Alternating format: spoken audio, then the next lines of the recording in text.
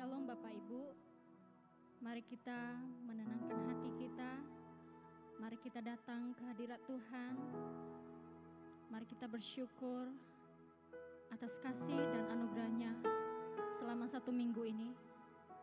Mari kita selalu mengucap syukur kepadanya. Haleluya Tuhan.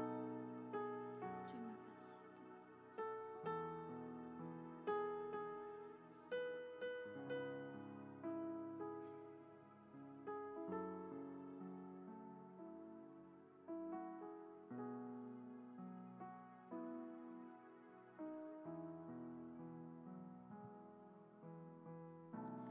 Penuhi hatiku dengan hadir-Mu.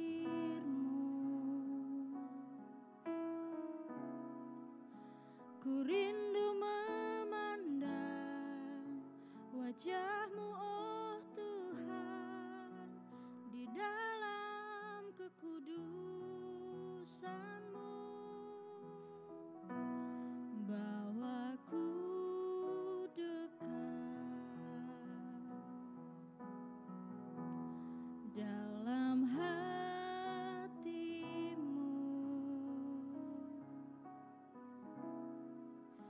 Ku rindu mendengar suara-Mu, oh Tuhan, di tempat kudus-Mu sekarang. Ku rasakan kasih-Mu dan indahnya kekudusan-Mu. Penuhi dengan kasih-Mu, diam di hadirat-Mu. Ku mengangkat tanganku dan ku bersyukur menyembah-Mu. Penuhi dengan kasih-Mu, diam di hadirat-Mu.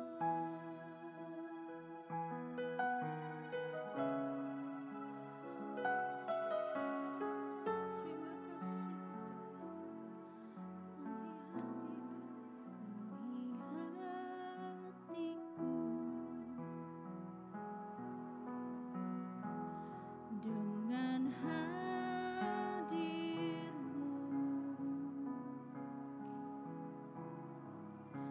Ku rindu memandang wajah-Mu, oh Tuhan, di dalam kekudusan-Mu. Bawaku dekat dalam hati-Mu. Ku rindu mendengar suara-Mu, oh Tuhan, di tempat kudus-Mu sekarang. Ku rasakan kasih-Mu dan indahnya kekudusan-Mu.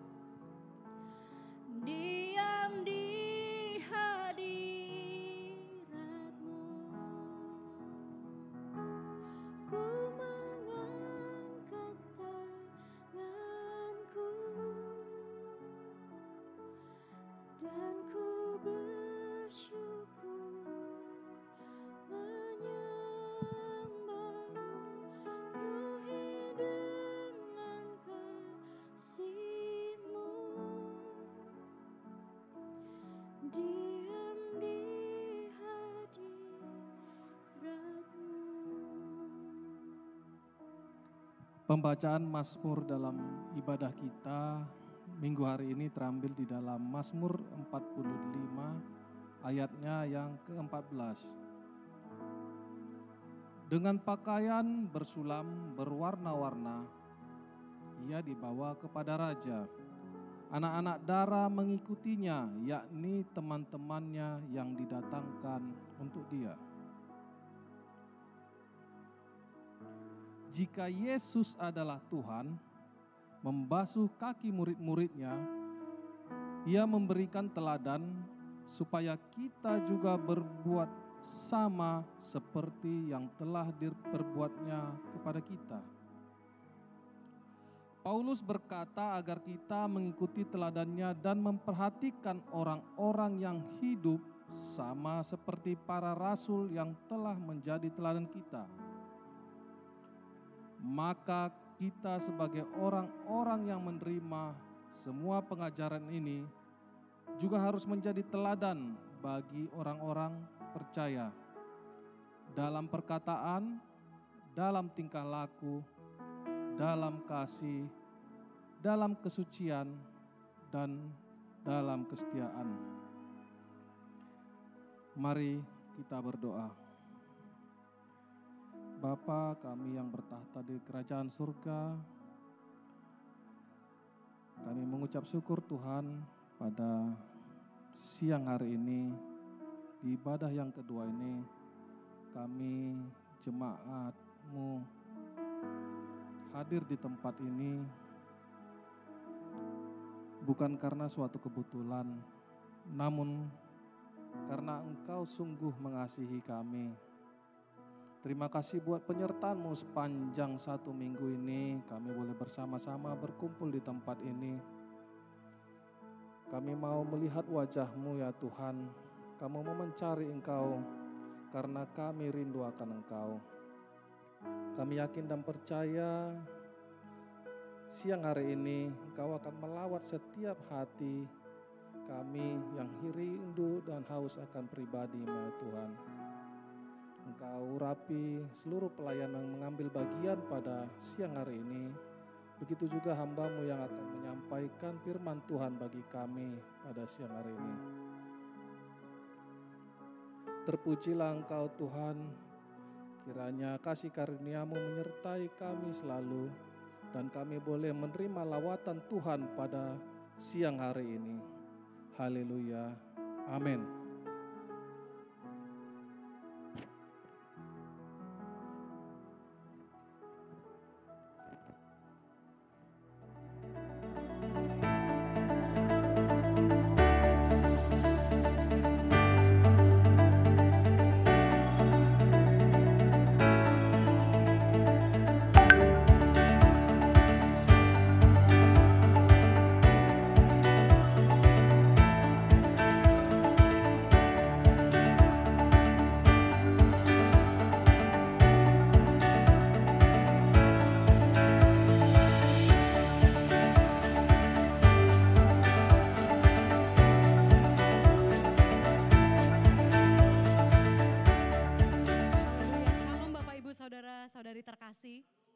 Selamat hari Minggu buat kita yang berada di tempat ini, dan saya mengucapkan juga selamat hari Minggu buat jemaat yang sedang beribadah secara online, dan saya mengajak kita bersukacita bersama hadir di tempat ini. Amin, haleluya.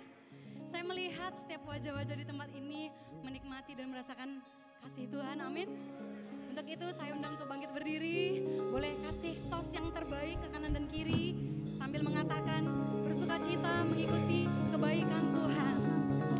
Haleluya.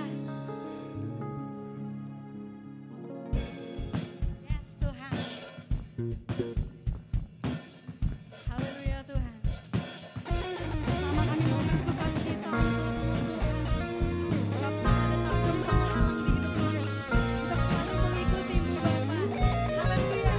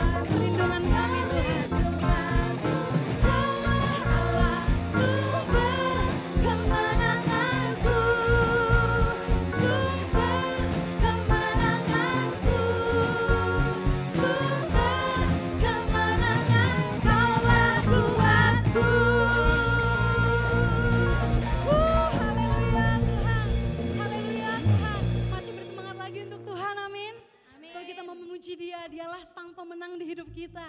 Haleluya.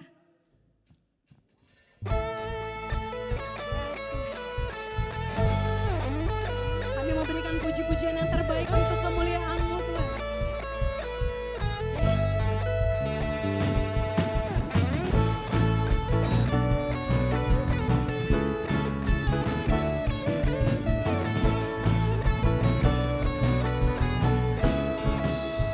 Mari bersama.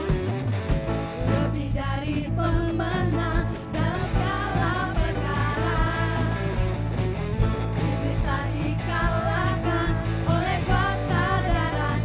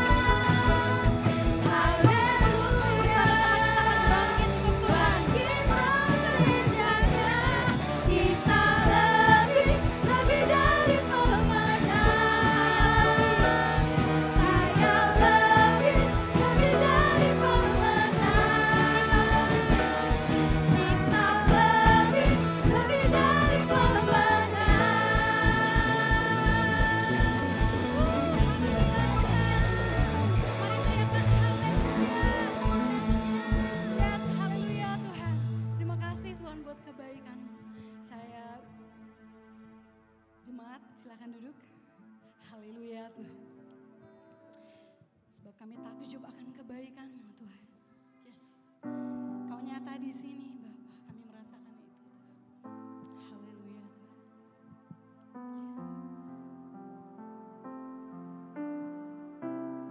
Kami siapkan hati kami mau menyembah-Mu Tuhan. Sebab Kau satu-satunya Allah yang setia Tuhan. Untuk itu ajar kami selalu merendahkan hati kami Bapa. Dan kami mau jadi seperti-Mu Tuhan. Haleluya Tuhan.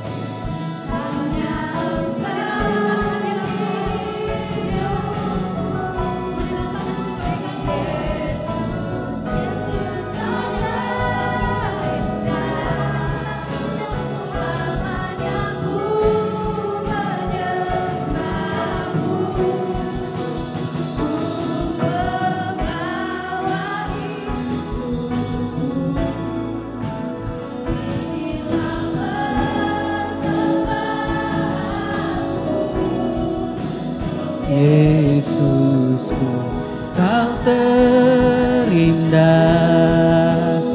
Selamanya ku menyembahmu,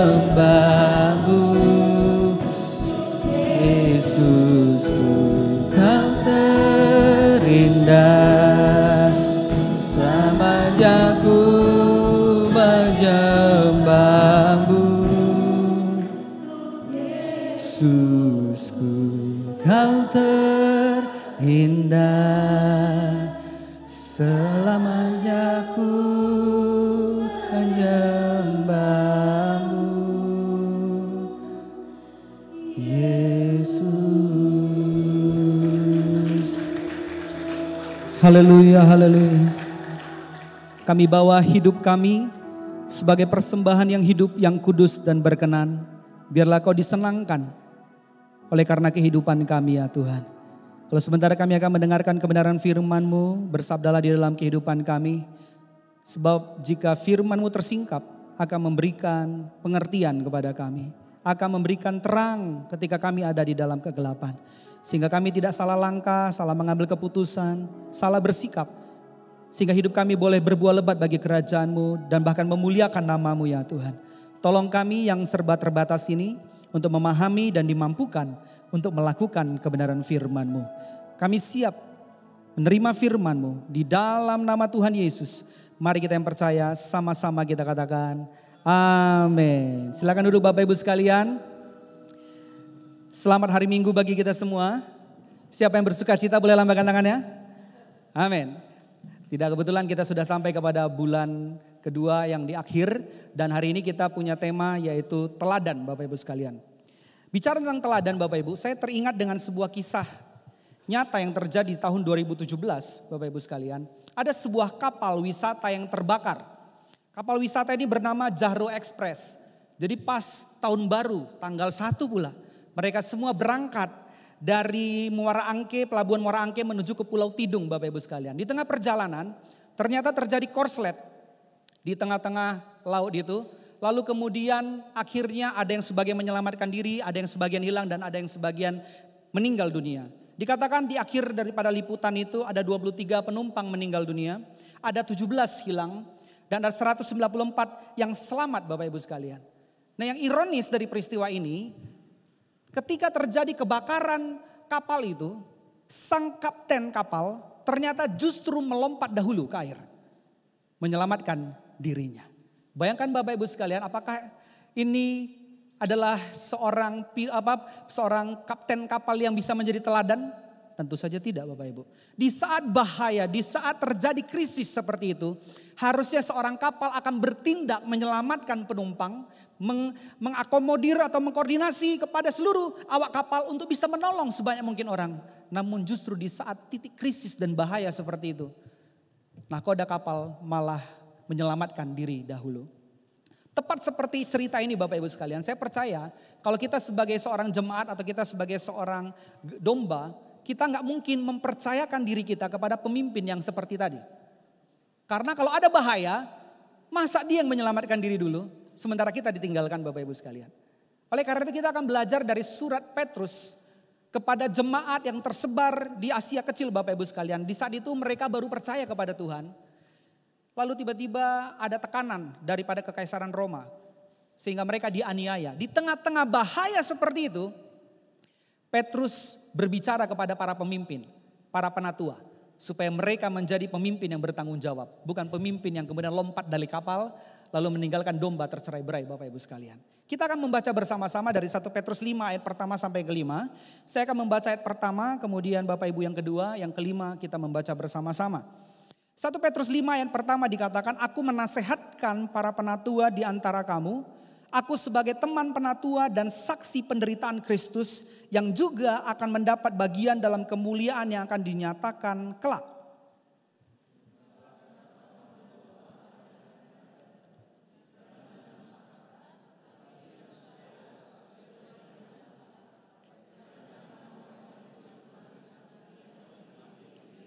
Janganlah kamu berbuat seolah-olah kamu mau memerintah atas mereka yang dipercayakan kepadamu. Tetapi hendaklah kamu menjadi teladan bagi kawanan domba itu.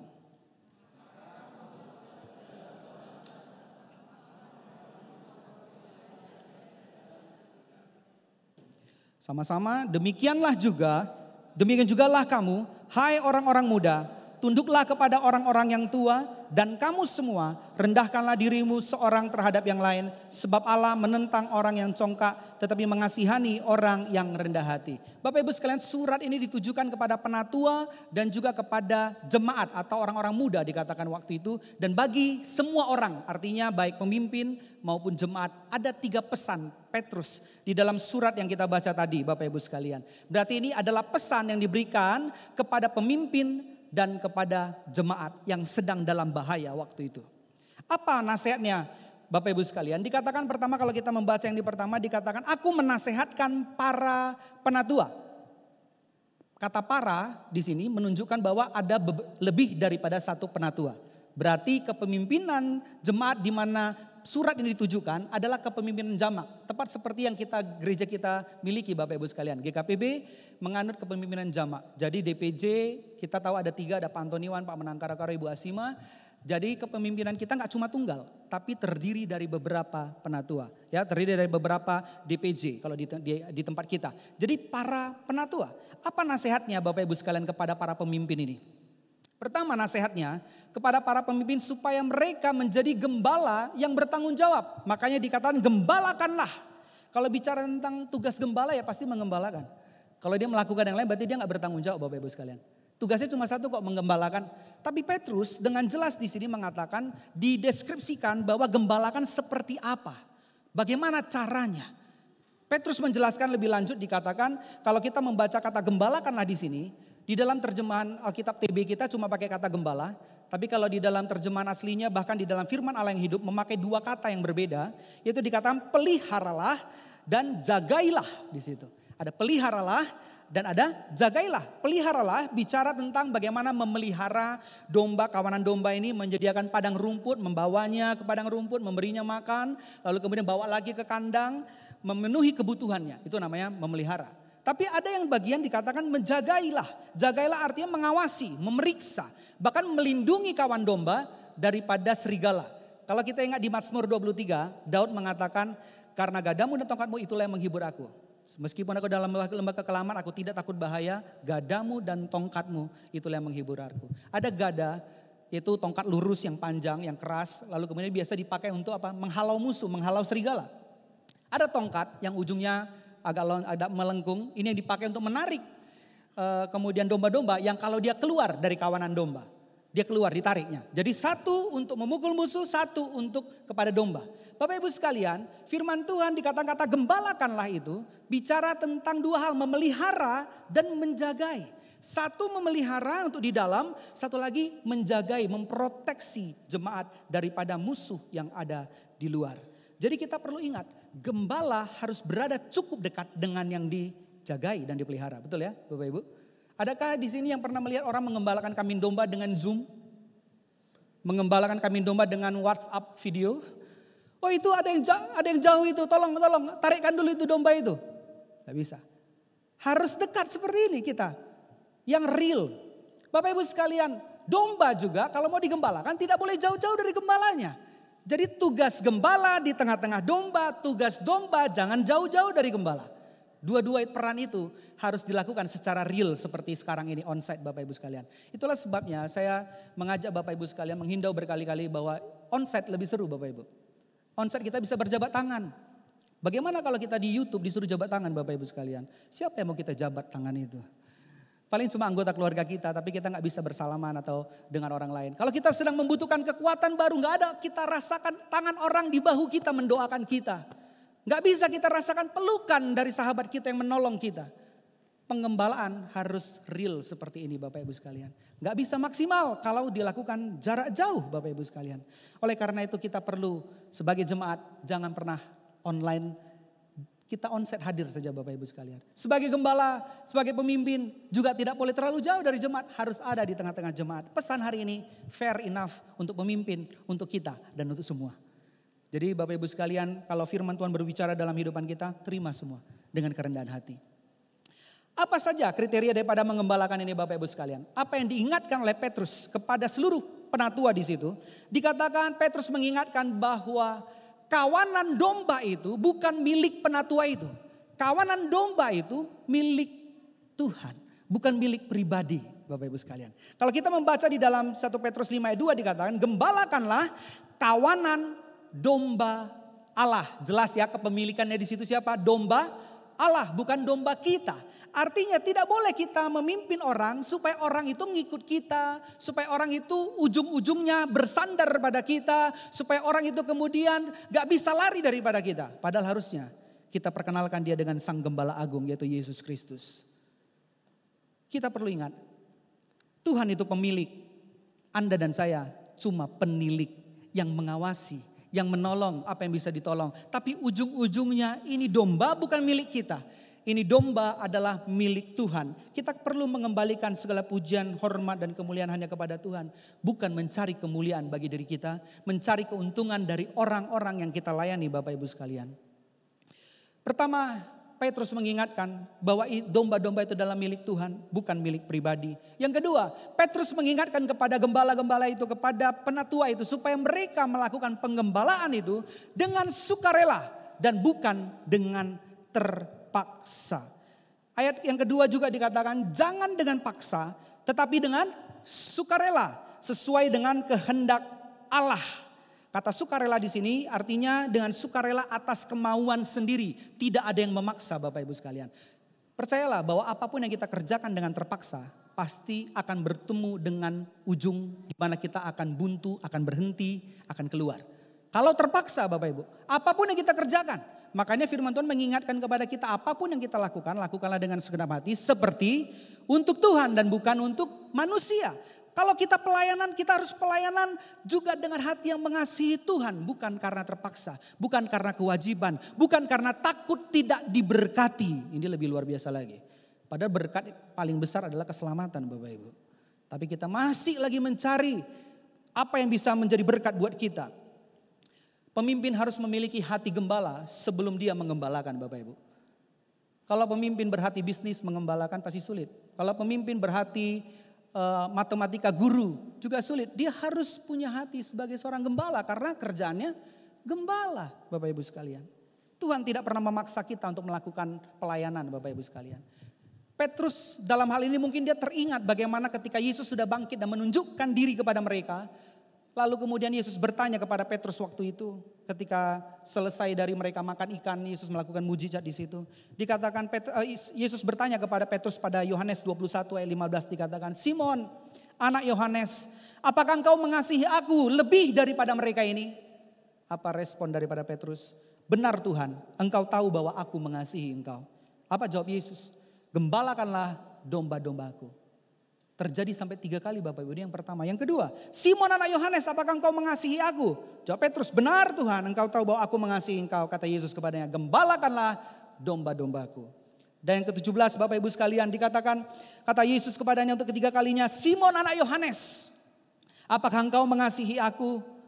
Maka sedih hati Petrus karena Yesus berkata untuk ketiga kalinya, apakah engkau mengasihi aku? Dan ia berkata kepadanya, Tuhan, engkau tahu segala sesuatu, engkau tahu bahwa aku mengasihi engkau.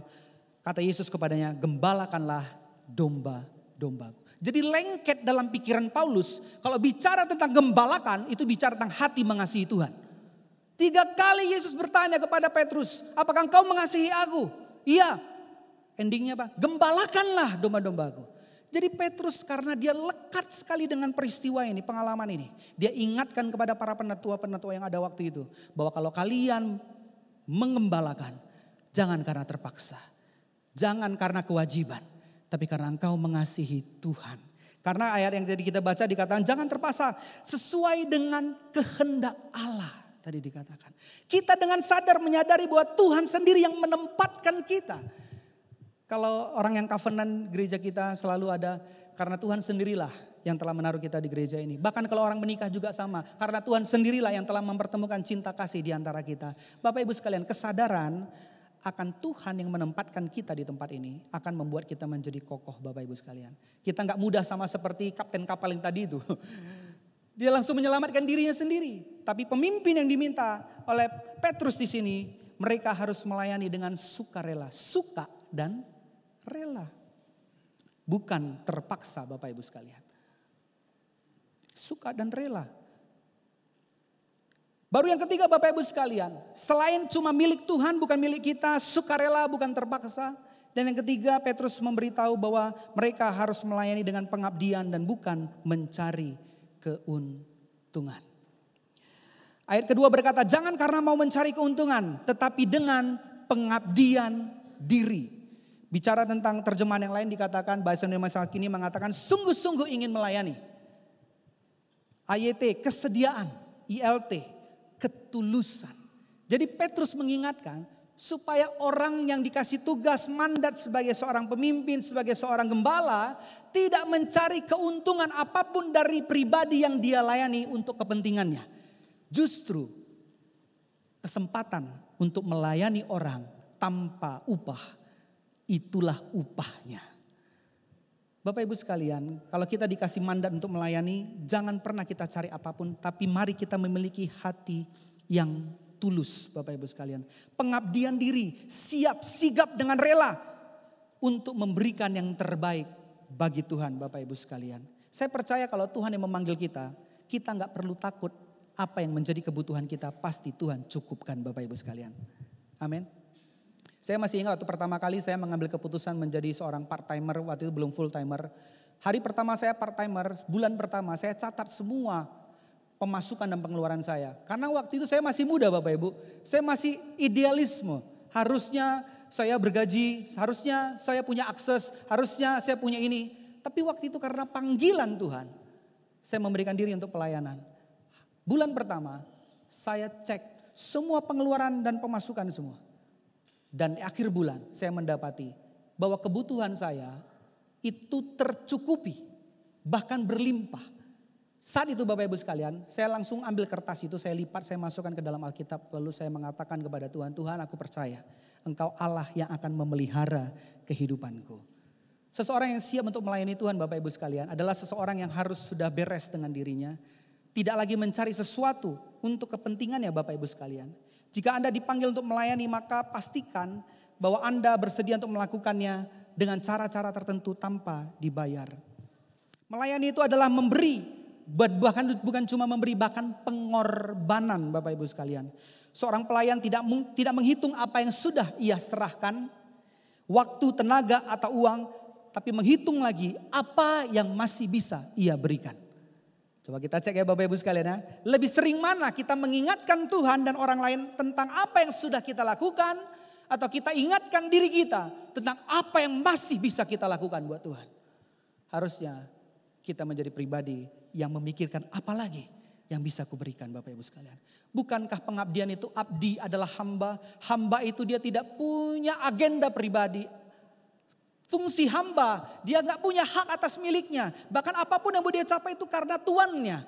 Apapun yang mau dia capai adalah untuk kepentingan tuannya. Oleh karena itu, bicara tentang pengabdian, kita perlu ingat bahwa kita perlu menjadikan Yesus sebagai teladan. Waktu dia datang di muka bumi ini, dia mengatakan, aku datang bukan untuk dilayani. Aku datang untuk melayani. Dan bahkan memberikan nyawaku bagi banyak orang. Sementara murid-murid yang lain 3 kali kedapatan, berapa kali mereka itu bertengkar karena menunjukkan siapa yang paling besar di antara mereka. Justru Yesus menunjukkan servant leadership, pengabdian, servanthood itu ada dalam kehidupan Yesus. Sehingga Petrus ketika ingat Yesus, dia ingatkan ini lagi kepada para penatua yang ada Bapak Ibu sekalian. Syarat yang terakhir atau ciri yang terakhir khusus untuk para pemimpin yang mengembalakan. Selain milik Tuhan bukan milik pribadi, selain sukarela bukan terpaksa, selain pengabdian bukan mencari keuntungan. Yang terakhir Petrus mengingatkan kepada para pemimpin bahwa mereka harusnya menjadi teladan, bukan memerintah atau memaksa orang Bapak Ibu sekalian.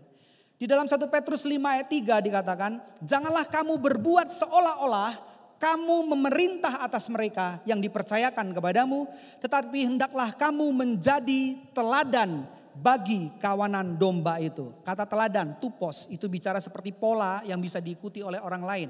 Bapak Ibu sekalian, bicara tentang teladan seorang pendeta, seorang pemimpin, seorang penatua, bukanlah seorang diktator, tapi adalah seorang yang memberi contoh. Pemimpin memang bicara tentang pengaruh, tapi pengaruh ini diberikan bukan dengan perintah, tapi dengan contoh nyata Bapak Ibu sekalian. Jadi memang sebagai seorang pemimpin ada godaan besar untuk kita kemudian menggunakan tangan kasar, tangan yang panas, tangan yang keras, atau bahkan tangan yang dingin sama sekali, tidak punya otoritas. Tapi firman Tuhan, Petrus mengingatkan kepada penatua-penatua waktu itu, dikatakan supaya mereka boleh memimpin dengan teladan. Bukan berarti kemudian pemimpin tidak bisa menasehati, tidak bisa menegur, bukan. Tetap karena gada dan tongkat. Ada untuk menyelamatkan, ada juga untuk menegur kita. Tetap harus diberikan, tapi dilakukan dengan hati yang mengasihi Tuhan dan hati yang mengasihi domba-domba. Bagaimana caranya supaya kita bisa memiliki teladan Bapak Ibu sekalian? Ada sebuah istilah yang mengatakan walk the talk, atau lakukan apa yang kita katakan. Ketika seseorang tidak melakukan apa yang dia katakan, maka seseorang tersebut akan kehilangan teladan yang bisa diteladani oleh orang lain Bapak Ibu sekalian. Karena apa? Karena perbuatan kita memvalidasi perkataan kita. Ada orang cuma bisa jago ngomong tapi kemudian gagal untuk mengeksekusi. Makanya perbuatan kita yang kemudian memvalidasi perkataan kita Bapak Ibu sekalian. Kalau kita tidak melakukan apa yang kita katakan, jadi kayak begini gambarnya Bapak Ibu. Lucu ya, seperti itulah kehidupan orang yang tidak punya keteladanan. Lucu. Tapi saya percaya kita semua tidak mau menjadi orang lucu. Kita semua mau menjadi orang yang memuliakan nama Tuhan. Amin. Bicara tentang keteladanan Bapak Ibu sekalian, pemimpin dunia, pemimpin versi dunia suka memerintahkan seseorang melakukan sesuatu. Tapi pemimpin rohani menunjukkan kepada orang lain bagaimana melakukan sesuatu. Memberi contoh. Karena apa? Action speak louder than words. Perbuatan kita itu berbicara lebih keras daripada perkataan kita. Seorang bapak yang menasihati anaknya supaya jangan merokok ketika besar tapi sambil merokok. Maka sebenarnya bapak itu kehilangan power, kehilangan keteladanan kepada anak itu supaya menuruti perkataannya. Karena apa? Perbuatannya mendinai perkataannya.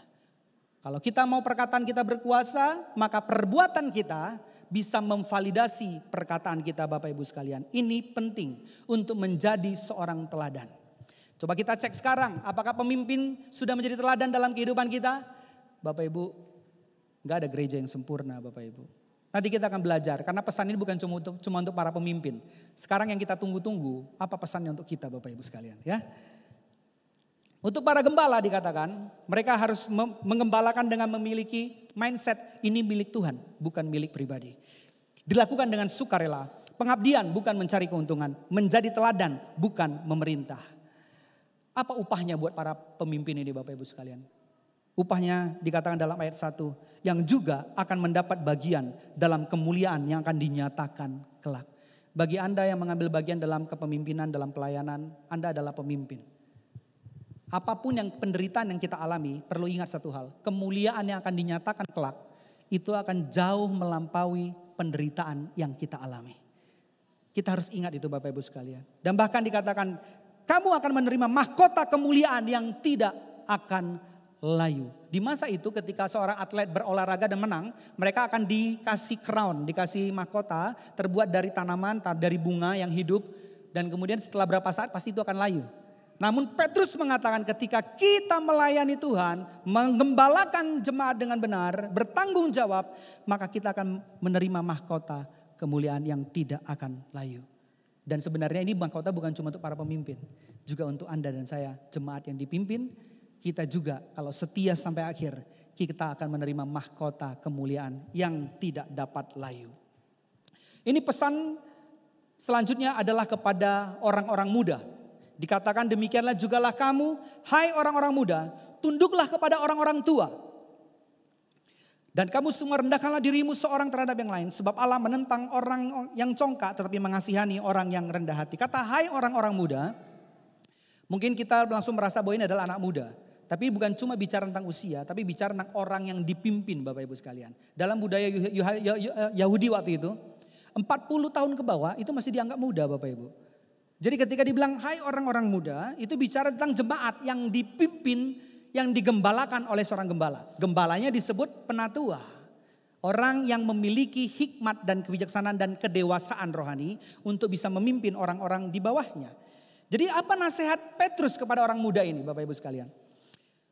Nasihatnya cuma satu. Kalau tadi pemimpin banyak, kalau yang ini cuma satu Bapak Ibu sekalian. Mudah jadi ya. Tapi rupanya tidak mudah. Karena apa? Perintahnya apa dikatakan? Coba kita baca sama-sama dengan keras. Tunduk bukan tanduk. Ayat kelima, demikian jugalah kamu hai orang-orang muda, tunduklah kepada orang-orang yang tua. Maksudnya para elder, para pemimpin, penatua. Dan kamu semua. Jadi dikatakan tunduklah. Tunduklah. Jadi kita perlu memiliki sikap hati sebagai seorang jemaat adalah tunduk. Dan ini gak mudah Bapak Ibu sekalian. Gak mudah, jelas tidak mudah Bapak Ibu sekalian. Kenapa dikatakan anak-anak muda dikutip sebagai untuk mewakili jemaat secara keseluruhan? Karena jemaat yang lebih muda atau laki-laki muda biasanya lebih idealis dibandingkan dengan mereka yang sudah dewasa dalam kepemimpinan. Mereka mungkin seringkali menjadi orang-orang yang tidak paham mengapa para pemimpin bertindak begitu lamban. Mereka mungkin memiliki opini yang berlebihan tentang mereka. Mereka seringkali berpikir bahwa justru pendapat mereka harusnya lebih banyak mendapat porsi dan perhatian dari gereja. Bahkan mereka kemudian cenderung menjadi kekanak-kanakan. Padahal kata Tuhan, barang siapa mau ke sorga dia harus menjadi seperti anak kecil. Iya, tapi kekanak-kanakan itu menjadi sesuatu yang sangat menyusahkan Bapak Ibu sekalian. Jadi firman Tuhan mengingatkan bahwa sebagai orang yang muda, sebagai yang dipimpin, kita perlu belajar tunduk kepada otoritas yang di atas kita. Meskipun rasanya, kayak tadi saya bilang, kenapa kita gak mengerti, kenapa para pemimpin bertindak begitu lamban. Kenapa para pemimpin bertindak tidak seperti yang kita inginkan. Kita lebih sering berusaha langsung tanduk daripada tunduk. Itulah sebabnya Petrus mengingatkan kepada jemaat supaya mereka boleh tunduk dan bukan tanduk. Satu, tapi mudah gak Bapak Ibu? Mudah gak Bapak Ibu sekalian dilakukan? Tidak, sama seperti suara yang berat dikeluarkan. Seperti itu juga lah jawabannya. Betul ya Bapak Ibu ya? Tidak mudah. Lalu Petrus mengingatkan kepada semua. Tadi pemimpin sudah, kepada jemaat sudah. Kepada semua artinya kepada pemimpin dan juga kepada jemaat. Apa selanjutnya dikatakan? Kepada semua orang, Petrus mengingatkan supaya kita semua boleh rendah hati bukan rendah diri. Di dalam ayat 1 Petrus 5 ayat 5 dikatakan, dan kamu semua, artinya pemimpin maupun kepada jemaat, rendahkanlah dirimu seorang terhadap yang lain, sebab Allah menentang orang-orang yang congkak tetapi mengasihani orang yang rendah hati. Bicara tentang rendahkanlah dirimu, itu adalah kalimat majemuk atau istilah majemuk dari kerendahan hati dan pikiran kita Bapak Ibu sekalian. Makanya dihubungkan dengan Allah menentang orang yang congkak tetapi mengasihani orang yang rendah hati. Jadi merendahkanlah dirimu itu bukan berarti menjadi orang yang rendah diri, bukan. Tapi menjadi orang yang rendah hati. Kalau kita lihat di sini, kalau misalkan dikatakan bahwa Allah menentang orang congkak, baru Allah mengasihani orang yang rendah hati. Maka apa yang mau jadi pilihan kita Bapak Ibu sekalian? Apakah kita mau menjadi orang yang congkak lalu mengizinkan Tuhan menjadi penentang kita? Sudah pasti kalah Bapak Ibu kalau kita jadikan Tuhan sebagai lawan. Tapi kalau kita jadikan Tuhan sebagai kawan, maka kita harus mengambil pilihan untuk menjadi rendah hati. Karena Tuhan mengasihani orang yang rendah hati. Tahukah Bapak Ibu sekalian, gak ada gereja yang sempurna. Yang ada gereja yang mau belajar. Pemimpin tidak ada yang sempurna, jemaat gak ada yang sempurna. Pemimpin hanya dapat melakukan tanggung jawabnya dengan baik. Jemaat hanya dapat melakukan tanggung jawabnya dengan baik kalau mereka belajar untuk rendah hati. Dua-duanya harus sama-sama belajar Bapak Ibu sekalian. Harus rendah hati keduanya. Kerendahan hati seorang pemimpin, kalau kita bisa ngelihat di sini dikatakan Petrus mengatakan di kalimat awalnya, aku menasehatkan para penatua di antara kamu, aku sebagai teman penatua. Petrus, Yakobus dan Yohanes disebut sebagai soko guru jemaat. Artinya mereka dalam kerasulan, mereka punya posisi utama Bapak Ibu sekalian. Tapi ketika Petrus menulis surat ini, Petrus menaruh dirinya selevel dengan para penatua-penatua lain dari gereja yang mungkin lebih kecil dari yang digembalakan oleh Petrus. Dia menaruh dirinya selevel. Aku teman sepenatuamu. Meskipun dia punya hal yang utama, namun dia tidak mengutamakan dirinya. Dia samakan dirinya. Petrus memberikan contoh dan teladan bagaimana kepemimpinan yang rendah hati. Bagaimana jemaat untuk rendah hati. Salah satu ekspresi daripada kerendahan hati adalah bagaimana jemaat belajar tunduk kepada orang yang lebih tua atau kepada elder atau kepada pemimpin Bapak Ibu sekalian. dan bicara tentang sombong, congkak, dan rendah hati ini gak bisa disatukan. Ini selalu berseteru Bapak Ibu sekalian. Kita yang harus memilih, kita berdiri di sisi yang mana. Kesombongan akan berkata, dia menuntut Tuhan memberkati dan memakai dia karena dia luar biasa.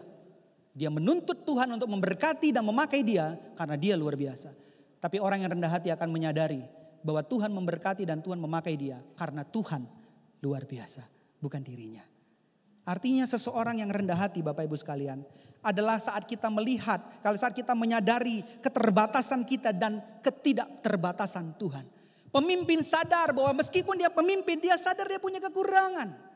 Jemaat sadar meskipun dia harus digembalakan, tapi kalau jemaat juga ternyata bisa nanduk.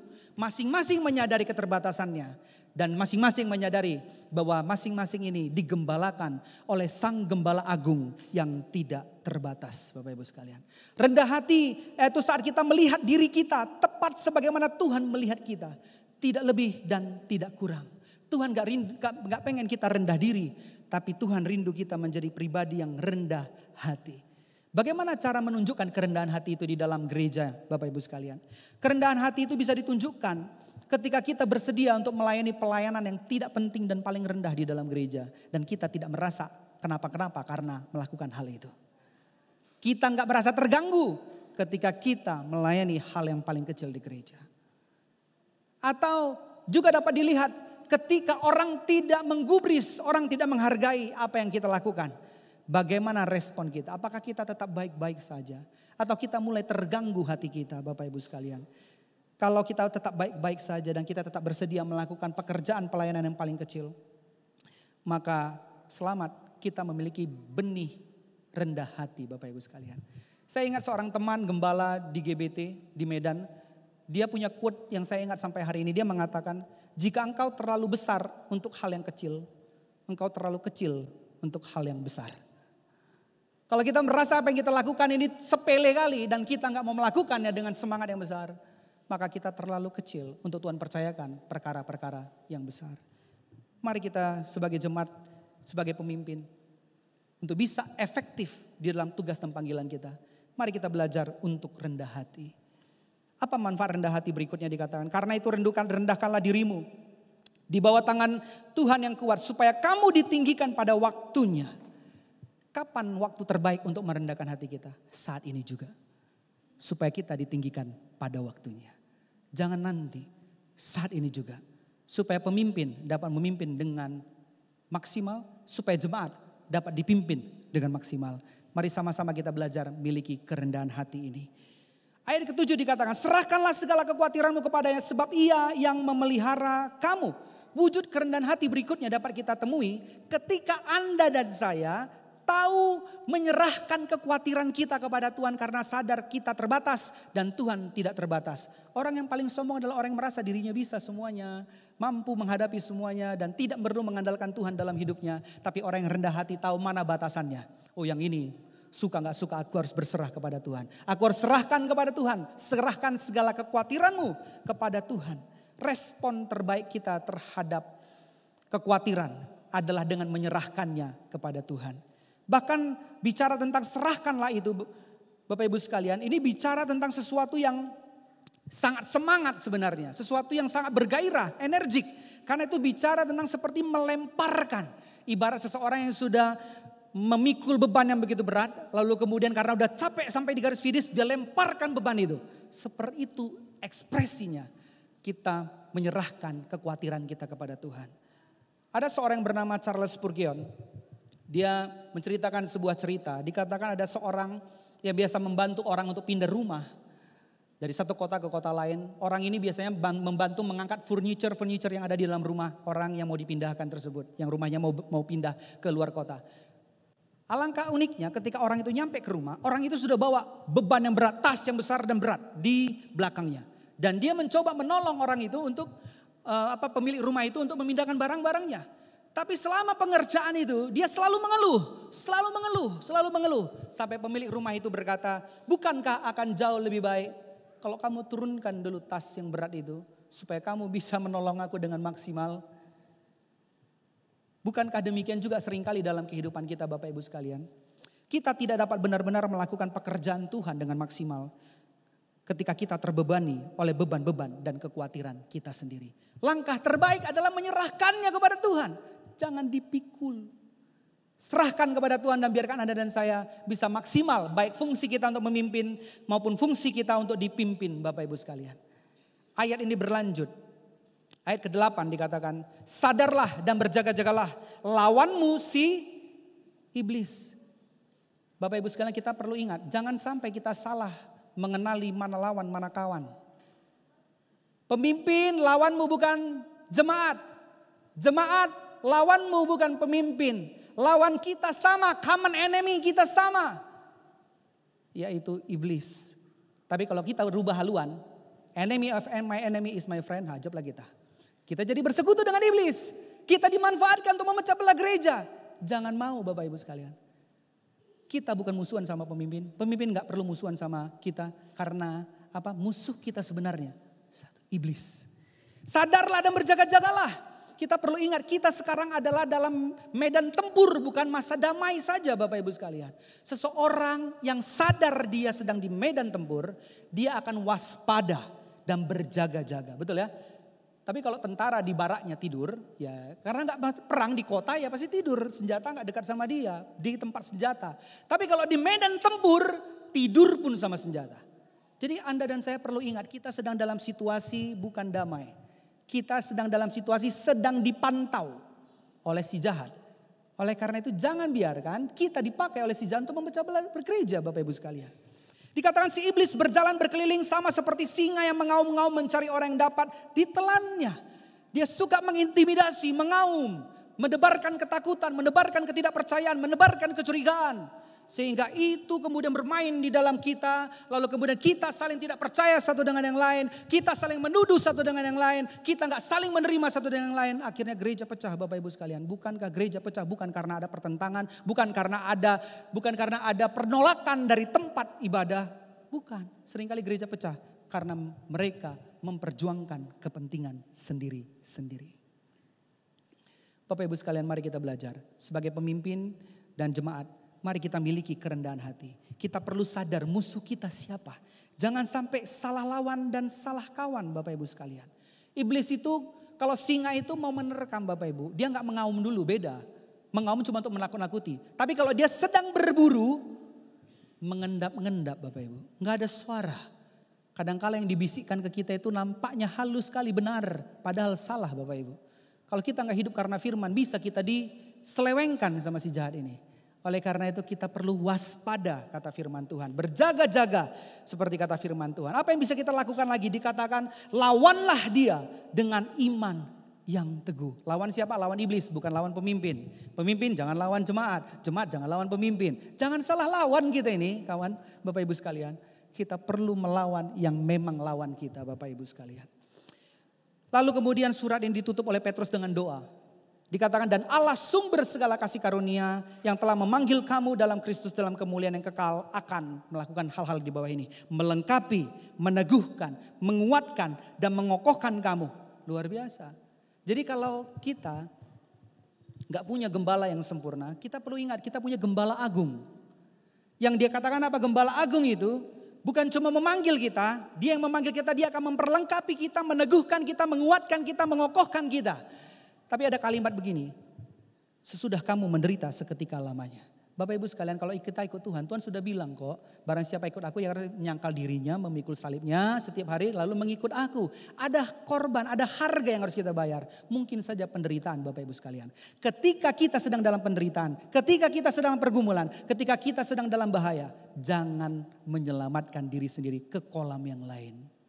Sama seperti nahkoda yang tadi. Bahaya, bukannya bersosialisasi bagaimana menyelamatkan sebanyak orang, malah menyelamatkan diri sendiri. Jangan quit, jangan mundur Bapak Ibu. Ketika kita melihat situasi yang tidak mengenakan, jangan mundur.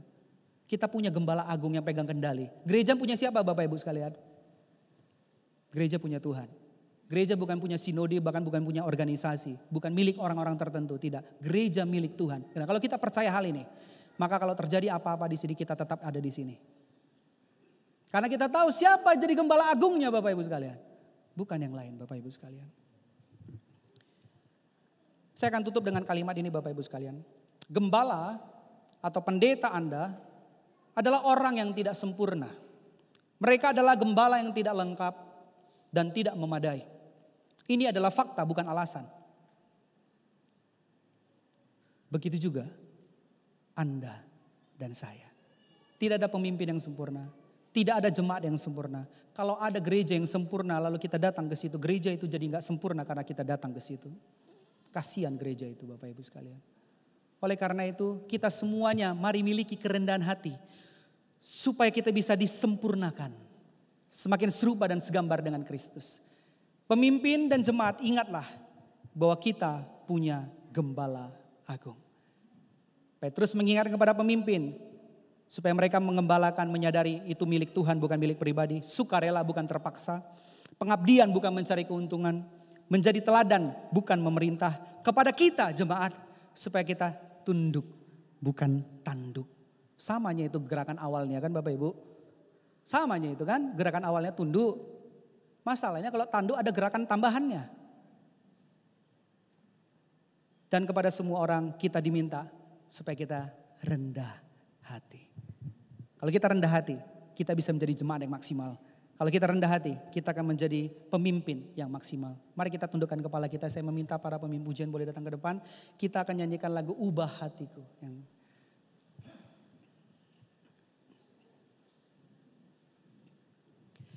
Mari waktu ini kita minta kepada Tuhan hati yang sungguh-sungguh, hati yang tulus sebagai jemaat maupun sebagai pemimpin.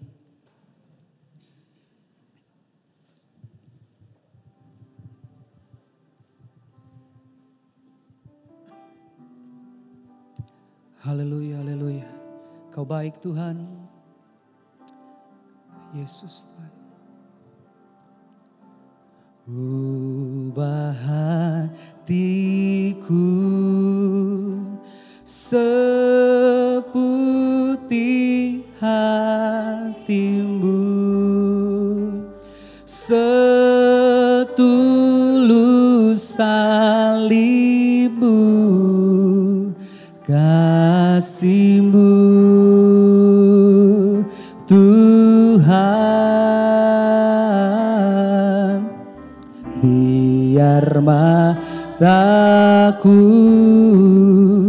seperti matamu, pancarkan kasih-Mu.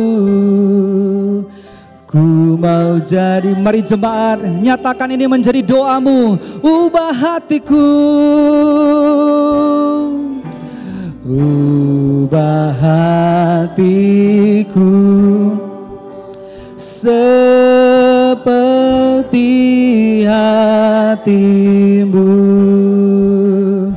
setulus salibmu, kasih-Mu Tuhan, biar mataku seperti matamu, pancarkan kasih-Mu. Ku mau jadi seperti-Mu. Tuhan, hari ini kami mau mengucap syukur untuk gereja di mana kami boleh lahir baru di tempat ini. Kami tahu ini bukan gereja yang sempurna, tapi kami menyadari karena Tuhan sendiri yang telah menaruh kami di tempat ini. Tuhan, kami bersyukur karenanya. Kami mengucap syukur untuk para pemimpin yang Kau taruh dalam kehidupan kami. Bersyukur untuk Pak Antoniwan, Pak Menang Karo-Karo, Ibu Asima. Tuhan, Kau memberkati kehidupan mereka, kepemimpinan mereka ya Tuhan. Kalau ada beban, kalau ada masalah, kalau ada pergumulan mereka yang mungkin kami tidak ketahui, Tuhan yang menolong mereka, menghibur mereka, memberikan kekuatan dalam kehidupan mereka ya Tuhan. Sehingga mereka boleh maksimal membawa jemaat-Mu menjadi serupa dengan Engkau ya Tuhan. Kami mengucap syukur. Juga untuk orang yang duduk di kanan dan di kiri kami, jemaat di tempat ini. Kami mengucap syukur ya Tuhan.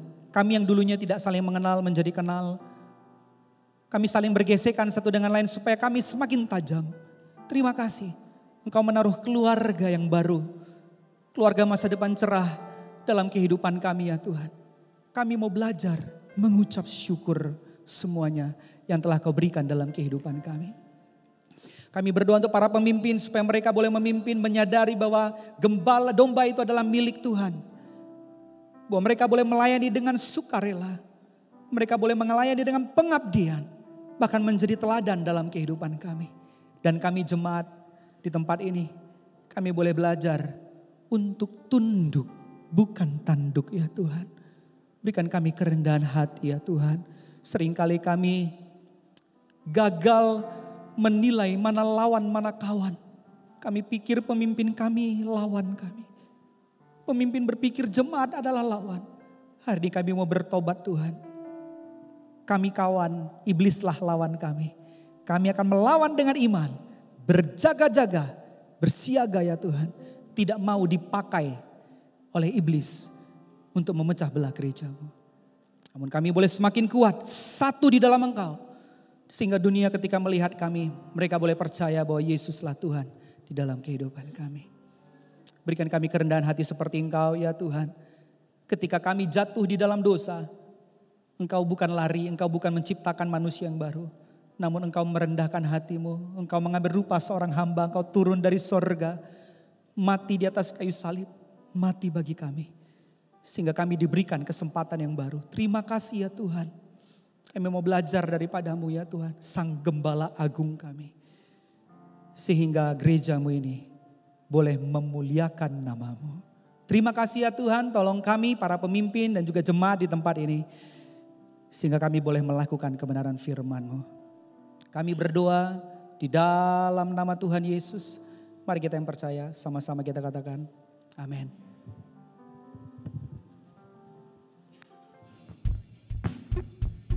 Mari berikan yang terbaik untuk kemuliaan Tuhan.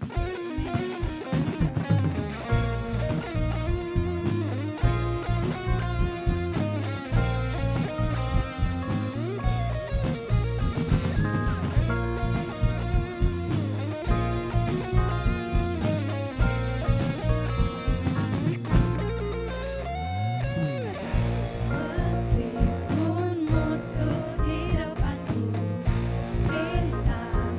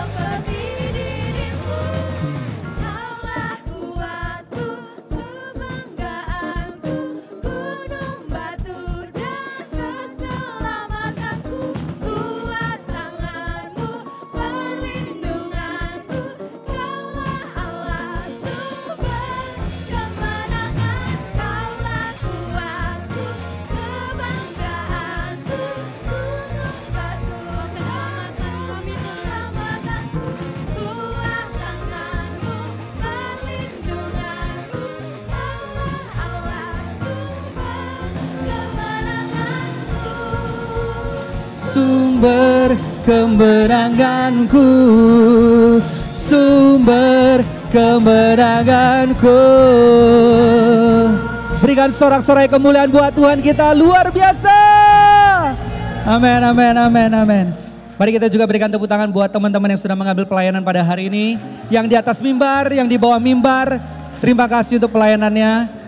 Dan sebelum kita pulang, mari kita terima berkat dan kita berdoa kepada Tuhan. Terima kasih ya Tuhan, untuk kasih setiamu, untuk firman-Mu mengingatkan kami akan apa yang menjadi peran bagi kami para pemimpin, bagi kami jemaat, supaya kami boleh maksimal dengan memiliki kerendahan hati di dalam kehidupan kami. Kami percaya ya Tuhan, Engkau punya misi yang besar bagi gerejamu. Kami percaya setiap jemaat akan Tuhan pakai untuk menjangkau dimanapun Kau menempatkan mereka. Mereka boleh membawa orang-orang datang kepada Engkau, sehingga mereka boleh mengenal Yesus adalah Tuhan dan Juru Selamat dalam kehidupan mereka. Terima kasih ya Tuhan untuk ibadah pada hari ini. Mari jemaat dikasih oleh Tuhan, angkatlah tanganmu dan terimalah berkat daripada Tuhan. Tuhan memberkati engkau dan Tuhan melindungi engkau. Tuhan menyinari engkau dengan wajahnya dan memberikan engkau kasih karunia. Tuhan menghadapkan wajahnya kepadamu dan memberikan engkau damai sejahtera. Biar kasih daripada Allah Bapa, pengorbanan daripada Tuhan kita Yesus Kristus, pertolongan, penghiburan, dan tuntunan daripada Roh Kudus yang akan menyertai kehidupanmu mulai daripada saat ini sampai Maranatha di dalam nama Tuhan Yesus. Mari kita yang percaya sama-sama kita katakan amin. Tuhan Yesus memberkati kita semua.